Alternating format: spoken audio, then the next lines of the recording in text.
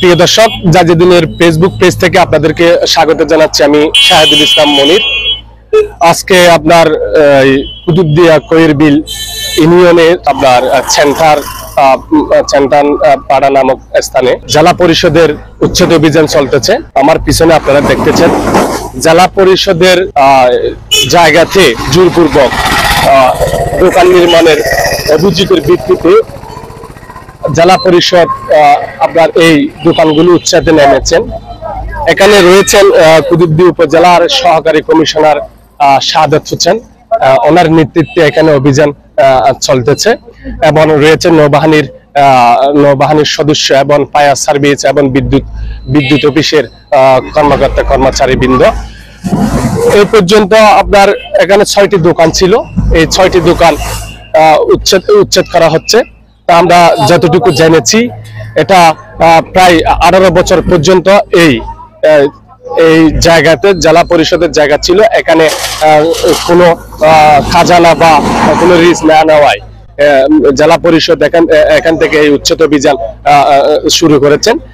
তো আমরা এই বিষয়ে একটু সহকারী কমিশনার শাহাদাত হোসেনের সাথে কথা বলবো। আমাদেরকে একটু বিস্তারিত জানাতে। আচ্ছা, ধন্যবাদ আপনাদেরকে। আমরা মূলত কক্সবাজার জেলা পরিষদের 8 নম্বর কতিয়ানের অন্তর্গত 72-14 নম্বর দাগের 72 শতক টোটাল জায়গায় অধ্যক্ষের বিলের এই যে স্পট যেটা উচ্ছেদ করা হলো তার অন্দর মোট 6টি দোকান, যেটি গত 18 বছর যাবত অবৈধভাবে নির্মিত।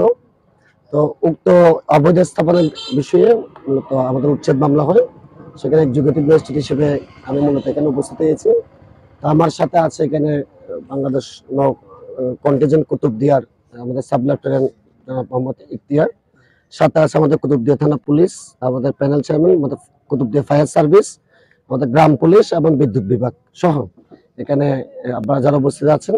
মূলত সকলে মিলে আমরা এটা হলো একটা রাষ্ট্রীয় যে স্থাপনায় রাষ্ট্রের যে দপ্তর হোক, মূলত এটা হলো যদি সরকারের একটা স্বার্থ, এই সরকারের স্থাপনা অবৈধভাবে নির্মিত স্থাপনার ব্যাপারে সরকার এই মুহূর্তে পুরো বাংলাদেশে জিরো টলারেন্স।